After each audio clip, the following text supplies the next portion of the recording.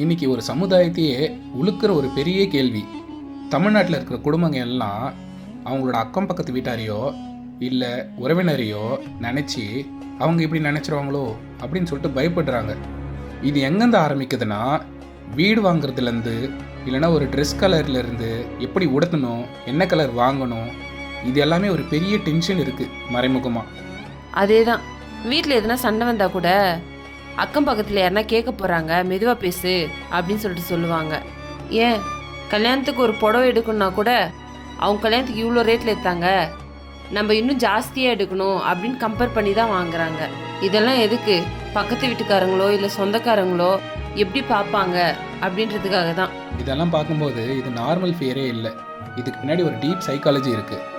இந்த பழக்க வழக்கம்லாம் 2000 வருஷத்துக்கு முன்னாடியிலேருந்தே வந்துட்டுருக்கு. இது ஒரு கான்ட்ரவர்சியான டாபிக். இதை பற்றி பேச ஆரம்பித்தா பெரியவங்க எல்லாம் ட்ரிகர் ஆகிடுவாங்க. இது யார் மனதையும் புண்படுத்தும் நோக்கம் அல்ல. வாங்க பார்ப்போம்.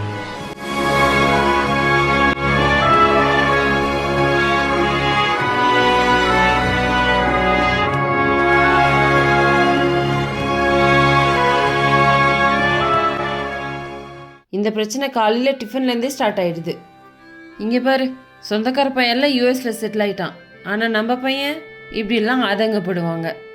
இங்கே பாரு, பக்கத்து வீட்டில் எல்லாரையும் ஃபங்க்ஷனுக்கு இன்வைட் பண்ணியிருக்காங்க, நம்மளை ஏன் இன்வைட் பண்ணலன்னு ஏதாச்சும் நினச்சிருவாங்களோ, இந்த மாதிரி எல்லாத்தையும் நினச்சி பயப்படுறோம். எல்லாருக்கும் ஒவ்வொரு லைஃப் அவங்களுக்கு தனிப்பட்ட விதமாக இருக்குது. எனக்கு ஒரு லைஃப் இருக்குது, மற்றவங்களுக்கு ஒரு லைஃப் இருக்குது. அந்த மாதிரி இருக்கும்போது நம்ம லைஃப்காக மற்றவங்க இது மாதிரி நினச்சிருவாங்கன்னு சொல்லிட்டு ஏன் பயப்படுறோம்? நெய்பர் அப்ரூவல்னு ஒரு கான்செப்ட் இருக்குது நம்மளோட கல்ச்சரில். அப்படின்னா என்னென்னா, பக்கத்து வீட்டுக்காரவங்க கிட்ட இருந்தோ இல்லை சொந்தக்காரங்க கிட்ட இருந்தோ அப்ரூவல் வாங்குறதுக்கு ஒரு ஆனுவல் எக்ஸாம் எழுதிட்டு இருக்கோம் மறைமுகமாக. இதோட சைக்காலஜிக்கல் நேம் என்னன்னா சோஷியல் எவால்வேஷன் ஆங்ஸைட்டி. நம்மளோட முன்னோர்கள் எல்லாம் பல கிராமங்கள் பிரிஞ்சு பிரிஞ்சு ஒவ்வொரு கிராமமும் ஒவ்வொரு கூட்டமாக வாழ்ந்துட்டு இருந்தாங்க. அதுக்குன்னு ஒரு பஞ்சாயத்து, அதுக்குன்னு ஒரு லா, அதுக்குன்னு ஒரு சம்பிரதாயம், எல்லாத்தையும் ஒரே மாதிரி ஃபாலோ பண்ணிட்டு வந்தாங்க. அந்தந்த குடும்பத்தோட வாழ்வாதாரம் அந்த சமுதாயத்தை சார்ந்தே இருந்துச்சு. அந்த சமுதாயத்தோட சப்போர்ட் இல்லாமல் அவங்களோட இருக்க முடியல.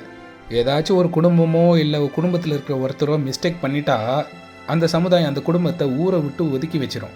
இப்படி ஆக ஆக அந்த பயம் அவங்களோட டிஎன்ஏலேயே ஸ்டோர் ஆயிடுச்சு, ஜென்ரேஷனாக. இதுக்கு பேர் தான் இன்டர் ஜென்ரேஷனல் சோஷியல் ஃபியர்னு சொல்லுவாங்க. ஸோ இந்த பயம் நம்மளோடது இல்லை, நம்மளோட முன்னோர்கள் கிட்ட இருந்து வந்த கிஃப்டா? எக்ஸாக்ட்லி. இன்னைக்கு ஒரு கார் வாங்கினாலோ இல்லை ஸ்கூலில் ஒரு அட்மிஷன் எடுத்தாலோ இல்லைன்னா ஒரு லவ் மேரேஜை ஃபிக்ஸ் பண்ணால் கூட ஃபர்ஸ்ட் ரியாக்ஷன் என்ன இருக்குன்னு சொல்லு? பக்கத்து வீட்டுக்காரங்க என்ன பேசுவாங்களோ அப்படின்னு நினைக்கிறோம். நீ சொன்ன மாதிரி லவ் மேரேஜில் ப்ராப்ளம் வந்து ஃபேமிலியாலலாம் இல்லை. அதான் எல்லார் வீட்லேயும் ஆன்டிஸ்னு ஒருத்தர் இருப்பாங்களே, அவங்க தான் ஐயோ அந்த குடும்பம் பாவம், அந்த பொண்ணு லவ் பண்ணிட்டா போல அப்படி சொல்லும் போதே குடும்பத்தோட மானமே போயிட்ட மாதிரி ஒரு ட்ராமா நடக்குதாங்க. இன்னும் ஏன், நம்ம வீட்டு பசங்க 10th நல்ல மார்க் எடுத்தாலும் பக்கத்து வீட்டுக்காரங்க பசங்க மார்க்கை தான் கம்பேர் பண்ணுறோம். இதுக்கு சயின்ஸில் ஒரு கான்செப்ட் இருக்குது. மேலை நாடுகள், அதாவது வெளிநாடுகள் எல்லாம் கில்ட் கல்ச்சரை ஃபாலோ பண்ணுவாங்க. அப்படின்னா குற்ற உணர்ச்சி கலாச்சாரம்னு சொல்லுவாங்க. அது எப்படின்னா, அவங்க ஏதாச்சும் ஒரு தப்பு பண்ணிட்டா நான் ஏதாச்சும் தப்பு பண்ணிட்டேனோ அப்படின்னு சொல்லி கேட்பாங்க. ஆனால் நம்ம தமிழ் கலாச்சாரம் எதை ஃபாலோ பண்ணுதுன்னா ஷேம் கல்ச்சரை ஃபாலோ பண்ணுது. அதாவது அவமான கலாச்சாரம். யாருன்னா நம்மளை பார்த்தாங்களா அப்படின்னு சொல்லி கேட்குறோம். நான் பண்ணது தப்போ அப்படின்னு சொல்லிலாம் கேட்க மாட்டோம். அப்போ நம்மளோட ஒழுக்கம், மரியாதை இதெல்லாம் அக்கம் பக்கத்தில் இருக்கவங்க தான் டிசைட் பண்ணுறாங்களா? ஷேம் கல்ச்சரில் பார்த்தா கண்டிப்பாக ஆமாம் தான். அந்த காலத்தில் கிராமத்தில் ஊர்க்கூட்டம்னு ஒன்று ஃபாலோ பண்ணுவாங்க. அது சட்டத்தை விட பெருசு. ஏதாச்சும் ஒரு தப்பு பண்ணால் கூட அந்த குடும்பத்தை ஊரை விட்டால் ஒதுக்கி வச்சிருவாங்க. அந்த ஒதுக்கி வைக்கிற பயம்தான் இன்னைக்கு வரைக்கும் நமக்குள்ளே ஓடிட்டுருக்கு. அதனால தான் இன்றைக்கும் ஒரு ஃபேமிலியில் இருக்கிற ஒரு பொண்ணு வீட்டுக்கு லேட்டாக வந்தால் கூட என்ன பேசுவாங்க, இல்லைன்னா ஒரு பையன் டேட்டூ போட்டானா அவன் ரெஸ்பெக்டே போயிடும். இது எல்லாமே ஆபத்தான விஷயம் இல்லை, ஆனால் ஒரு பயம்னு ஒன்று இருக்கும். நீ கூட தான், நான் எதனா கத்தி பேசினா கூட பக்கத்து வீட்டில் கேட்கும் மெதுவாக பேசு அப்படிங்கிற. நீயும் தான் கூட்டு கலவாணி. கல்யாணத்துக்கு ஏதாச்சும் நான் சிம்பிளாக ட்ரெஸ் போட்டால் கூட வீட்டுக்கும் அதே துணி, கல்யாணத்துக்கும் அதே துணி, வேறு எதனா போட்டுனுவான்னு சொல்லிட்டு என்னை மாற்ற வைக்கிற. அப்புறம் நீனா இந்த மாதிரிலாம் ரீசன் இருக்குல்ல, நெய்பரஸ் இன்ஃப்ளூயன்ஸ் ஆகுறது நம்ம விஷயத்தில். அதுக்கு பேர் தான் மிரர் நியூரான்ஸ்னு சொல்லுவோம். நம்மளோட பிரெயின் நெட்வொர்க் நம்மளை சுற்றி இருக்கிறவங்களோட ரியாக்ஷனை காப்பி பண்ணும். அவங்க ஏதாச்சும் காசிப் பண்ணால் நம்ம பிரெயின் அது ஒரு ஆபத்து மாதிரி ஃபீல் பண்ணும்.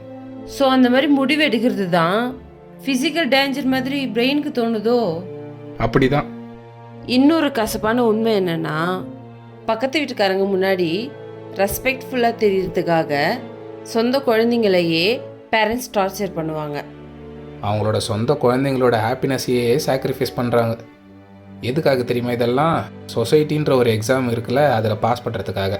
இதனால தான் மென்டல் ஹெல்த் கொஞ்சம் கொஞ்சமாக டேமேஜ் ஆகுது. இதுக்கு சொல்யூஷன்? ரூல் நம்பர் 1, அப்ரூவல் நம்ம உள்ளே இருந்து வரணும். ஜட்ஜ் பண்ணுறதெல்லாம் பக்கத்து வீட்டுக்காரங்களாக இருக்கக்கூடாது. எல்லாமே நாம் தான் நம்மளுக்காக தீர்மானிக்கணும். ரூல் நம்பர் 2, பக்கத்து வீட்டுக்காரங்க ஜட்ஜ்மெண்ட் எல்லாம் டெம்ப்ரவரி, நம்மளோட மன நிம்மதி தான் பர்மனெண்ட். ரூல் நம்பர் 3, குடும்பத்துக்குள்ளேயே ஒரு புதுசாக ஒரு ரூல் எடுத்துகிட்டு வரணும். நம் வாழ்க்கை நம் முடிவுன்னு. பக்கத்து வீட்டுக்காரங்களோட அப்ரூவல் போனஸ் தான், ஆனால் அது கட்டாயம் இல்லை. கடைசியாக நம்ம இதில் கற்றுக்க வேண்டியது என்னென்னா, பக்கத்து வீட்டுக்காரங்க நாளைக்கு மாறிடுவாங்க, ஆனால் நம்மளோட வாழ்க்கை நம்ம வாழ்கிறதுக்கு மட்டும்தான். அதே தான், தமிழ் குடும்பங்கள் எல்லாம் இந்த பக்கத்து வீட்டுக்காரங்களோட ஜட்ஜ்மெண்ட்டை பல்லாயிரம் வருஷமாக பயத்தால் தாங்கி வந்துட்டுருக்காங்க. ஆனால் உண்மை ஜட்ஜ்மெண்ட் எப்போவுமே டெம்பரரி தான், ஹாப்பினஸ் தான் permanent. So one final line சொல்ல மன்னச்சின்னு. எது சிறந்த குடும்பம்னா, அவங்க என்ன சொல்லிடுவாங்க அப்படின்னு கேட்குறவங்க இல்லை, நம்ம மனசுக்கு கரெக்டாக படுதா அப்படின்னு கேட்டுட்டு அதுக்கேற்ற மாதிரி வாழ்கிறவங்க. அருமை. நன்றி. வணக்கம்.